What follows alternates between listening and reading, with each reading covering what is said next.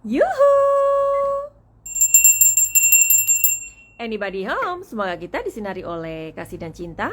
Dan buat kalian yang baru saja kesasar atau terdampar di sini, aku si pembisik kartu. Oke, jadi sudah selesai lunch dan sedikit kerja.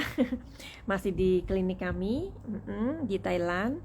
So, Madam Suki ini mendengarkan dari statementnya Kak Sil ya. Kita tahu bahwa Kak Sil ini sekarang sedang fokus atau ngebantu urusannya Pak Yosep, yang mana Yosep ini adalah salah satu pelaku dari kasus Subang. Nah, kalau kita ngomongin pelaku itu yang diakui sama si Danu ya. Kenapa beliau itu membantu? Karena mungkin dari sisi apa ya, sebagai seorang lawyer itu kan biasanya mempunyai hal-hal yang memang menurut beliau ini bahwa mungkin Pak Yosep ini tidak memenuhi gitu ya, tidak memenuhi sebagai pelaku. Whatever itu, kita kasih jempol sama Kak Sil ini karena statementnya yang luar biasa. Coba kita dengarkan aja sedikit ya, gimana? Bahwa selama ini Anda berlindung di balik Agus, berlindung di balik surat kuasa Agus, yang notabene adalah kesempatannya untuk melaporkan Novi secara pidana 2 kali. Kemudian kamu berlindung atas dasar surat kuasa dan menghina-hina Novi, ya, membuat framing-framing berita-berita hoax, mengata-ngatai. Anda ini punya otak apa enggak? Ya, Anda ini seorang pengacara. Kenapa kemudian Anda menjadi seorang yang sangat jahat sekali? Ya, surat kuasa itu digunakan ya untuk kewenangannya terhadap khususnya di mana? Kalau khususnya melaporkan, ya melaporkan saja. Oke. Kita tidak mengerti tentang hukum ya, tetapi dari mereka-mereka yang punya kompeten dan mempelajari hukum, tentu kita jadinya sedikit melek hukum begitu ya. Nah, pada saat salah satu tadi udah disebut saya sama Kak Sil ya, orangnya ya. Madam Suki hanya mengatakan orang ini awalnya juga ada kayak ingin masuk ke dalam membantu di urusan kasus Subang begitu ya. Nah, terus pasti kalian tahu ya, orang ini pengacaranya si Agus, dan dia juga yang mengatakan bahwa Novi itu begini, Novi itu begini. Jadi kesannya ya, kalau kita mendengarkan secara teliti begitu ya, kok kayaknya ini seperti pembunuhan karakter gitu ya. Dia mendapatkan data dari mana kalau ada sebuah tuduhan kalau Novi itu menggunakan narkoboy. Terus dia tahu data dari mana kalau katanya orang-orang yang ODGJ itu tidak diurus atau bagaimana. Terus banyak lagi ya omongan-omongannya itu yang membuat aku kayaknya ini orang lagi sadar nggak sih ngomong kayak gini ya. Kok kesannya memang seperti kayak mabarita gitu, ngerti nggak sih? Mabarita ya. Jadi ngomongnya tuh nggak gimana ya, nggak sadar gitu loh. Nah, itu pun disinggung sama Kak Sil ya. Anda itu kan seorang pengacara. Nah, ini pengacara ngomong sendiri ya. Nah, berarti kan ini penilaian dari seorang pengacara. Dan orang yang membicarakan itu atau yang berbicara itu adalah seorang pengacara. Without any further ado. Jadi, RD dilaporkan sama Novi begitu ya. Novi ini udah kayaknya diem-diem tapi langsung aja, nggak usah keluar-keluar gitu ya. Kalau yang pihak sana keluar-keluar terserah, tapi Novi ini memang orangnya seperti nggak suka cincong gitu ya. Nah, waktu dia dikatakan sama Zanza itu juga ya, dia langsung juga untuk memeriksa rambutnya gitu. Tapi ketika ada netizen yang mengatakan kayaknya si Mbak itu ya, si Mbak Zanza itu ini aja di apa namanya dicek aja rambutnya dan dia pun berkelit begitu ya. Oke. Eh, disayangkan ya, seorang pengacara itu kan pekerjaan yang berpikir ya, seperti kayak kita di papan catur gitu ya. Nah, seperti itulah. Jadi kalau misalkan kata-katanya itu geladrah, kata orang Jawa itu geladrah, ngerti ya kalian tuh ya, kemana-mana. Jadi ibaratnya kita ngisi sesuatu di tempat itu, airnya itu nggak ini gitu loh, airnya itu berceceran gitu, itu namanya geladrah kemana-mana. Ya betul apa yang dikatakan sama si Kak Sil, kalau mau menuntut itu ya menuntut aja, nggak usah kemana-mana gitu. Jadinya kesannya itu malah menghina, akhirnya malah jatuhnya itu memfitnah, ya kan? Dan Kak Sil itu mengatakan juga itu hukumannya berlipat-lipat atau berlapis-lapis gitu. Sangat disayangkan ya. Seorang pengacara, kita melihat ya banyak pengacara saat ini yang ikut dalam kasus-kasus viral itu juga, mereka ini sedang dilihat gitu loh sama masyarakat Indonesia ya. Bila mana mereka itu behave-nya seperti itu ya, mana mungkin netizen itu atau masyarakat yang nanti akan menggunakan jasanya itu bagaimana, akan berpikir ulang gitu kan ya. Nah, tapi memang pengacara-pengacara yang baik, yang bicaranya adem, itu sudah pasti nantinya bakalan dipakai jasanya oleh masyarakat. Jadi memang apa ya namanya, kalau misalkan ada kasus-kasus viral kayak gitu, ada sisi-sisi menguntungkan sih sebenarnya ya. Oke, jadi without any further ado, kita melihat saat ini Mbak Novi memang nggak main-main, dan dia menggunakan jasa dari siapa namanya Kak Sil ini untuk melaporkan RD, begitu ya. Nah, oke. Ada yang bilang waktu itu ya kan, si pengacara ini, kalau dia tidak bisa sampai memenjarakan Novi, dia akan melepas toganya, atau dia tidak akan menjadi pengacara lagi. Kita tunggu yuk. Coba. Tapi sekarang sebelumnya Manasuki akan melihat perasaannya Mbak Novi ya.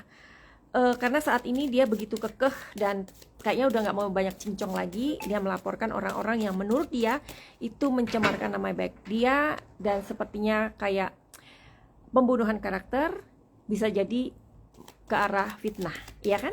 Nah, malahan dia dituduh katanya oknum roda 4 lah, menggunakan narkoboy lah, penjahat kemanusiaan lah. Kalian dengar sendirilah ya. Itu pun aku mendengarkannya sangat kaget. Yuhu. Kita ambil informasi di alam semesta ini. Tapi coba kita lihat bagaimanakah perasaan Mbak Novi pada saat ini, dan pada saat dia akhirnya melaporkan orang-orang yang dianggap dia itu sangat merugikan dia. Perasaan dia bagaimana? The burden, sangat terbeban ya, sangat terbeban dia.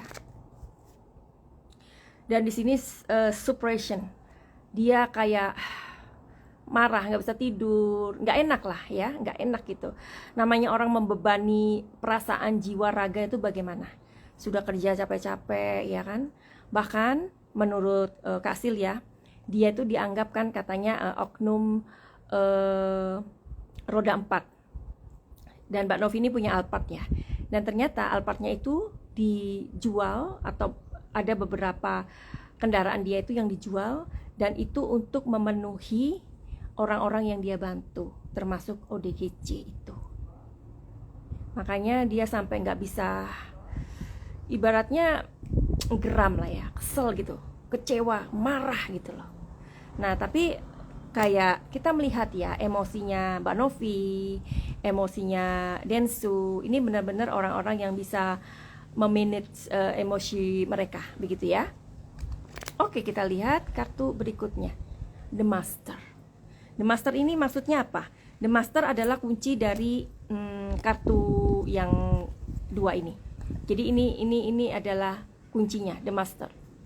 The Master di sini adalah sosok yang menggambarkan orang yang sangat kuat karakternya, yang dia itu meskipun dia direndahkan, dia tidak akan direndahkan, dia tidak akan gimana ya, tidak akan meluapkan berapi-api gitu loh. Ya, jadi di sini The Master ini adalah sosoknya Novi maksudnya.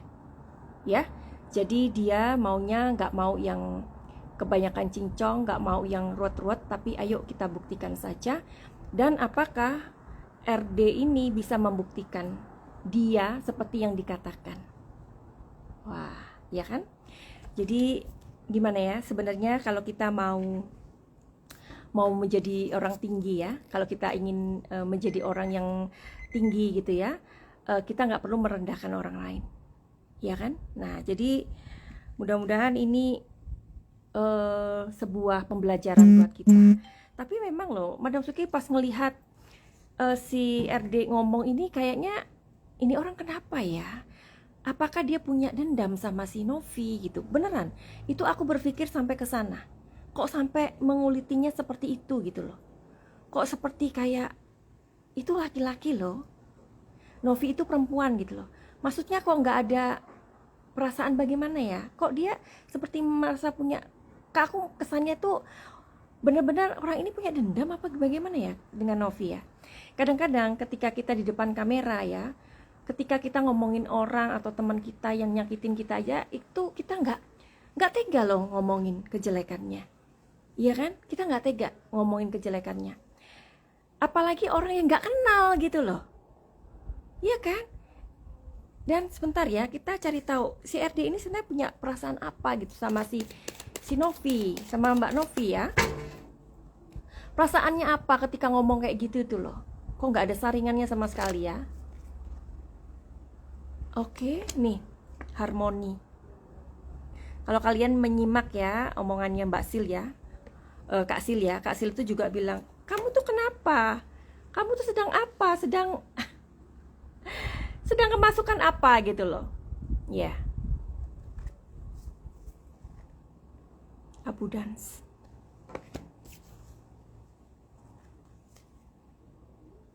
Transformation.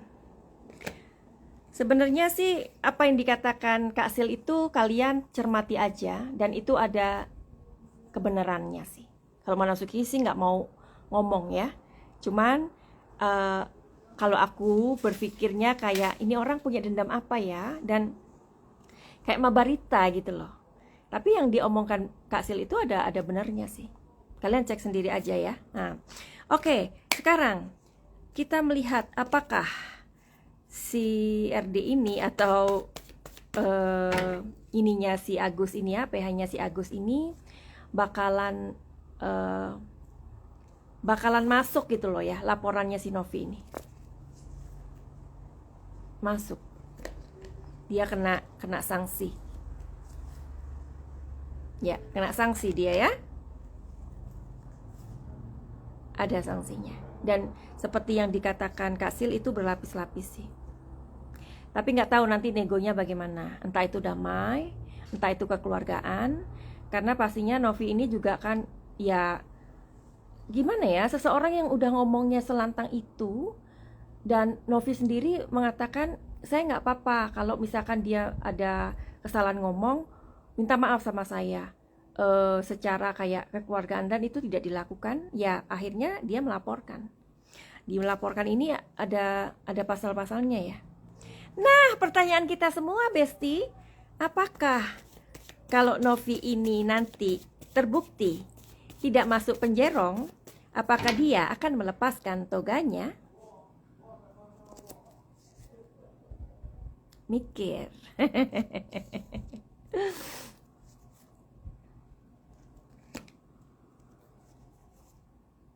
Jawabannya tidak mungkin. Tidak mungkin dilepas toganya. Tapi barangkali ya itu deh, ya tetap bekerja sebagai lawyer. Ya, tetapi ya orang-orang pastinya juga akan memikirkan ya, karena jejak digital itu juga tidak bisa hilang. Ya, Jadi mungkin untuk bukan urusan-urusan besar mungkin ya yang dipakai. Jadi orang-orang kayak urusan gede-gede gitu ya mungkin belum bisa memakai. Karena sepertinya memang ya mau kerja apa? Ya, tetapi ya itulah ya. Barangkali ini adalah sebuah pembelajaran sih buat kita. Kalau kita marah sama seseorang, ya, sepanas apapun hati kita ingin meledak ya, jangan sampai kita itu ngomongnya ngawur. Jadi lebih baik jangan ada kamera, datangi aja orang itu. Ya, datangi aja orang itu. Terus tanya apa maunya, dan itu juga harus membawa orang yang bisa menjembatani ya, supaya nanti tidak terfitnah atau bagaimana begitu. Jadi intinya kalau kita mau menjadi orang besar tanpa harus merendahkan orang lain ya. Jadi mudah-mudahan ini adalah pelajaran buat kita semua supaya bisa kita mengendalikan emosi kita. Tapi buat kalian yang mungkin punya gangguan-gangguan emosional, atau kalian mungkin kecanduan narkoboy, atau mungkin kecanduan judi, atau apapun itu, kalian bisa ikut program paket cahaya ya. Madam Suki bisa menyembuhkannya dengan energi Madam Suki. Ya, nggak perlu ketemu Madam Suki. Oke? Terus kalian yang mungkin punya asmara kacau balau, pernikahan di ujung tanduk, di ujung jurang, atau kalian punya masalah dengan keluarga, suami, istri, anak, atau dan lain-lain, silakan mengikuti program paket cahaya.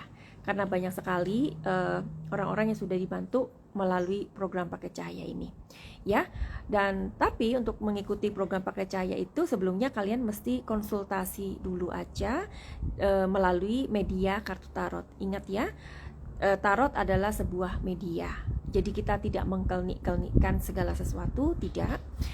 Yang kita lihat di sini adalah nasib kita, dan itu diperbolehkan. Kalau kita tidak boleh melihat takdir kita, karena itu adalah urusan Tuhan, begitu ya. Tapi nasib adalah urusan manusia, dan itu bisa diikhtiarkan. Dan kartu tarot itu adalah seni membaca situasi dan kondisi. Buat kalian yang mau terhubung dengan Madam Suki, silakan DM di Instagram Madam Suki atau di nomor 0822293699 ya. Dan itu per bayar. Finally begitu aja. Jika kalian suka dengan video ini, silakan titip like dan subscribe, follow maksudnya juga, dan bantu share. Finally begitu aja. Send love and light. Salam Madam Suki di Thailand. Salam cahaya. I love you all. Bye bye.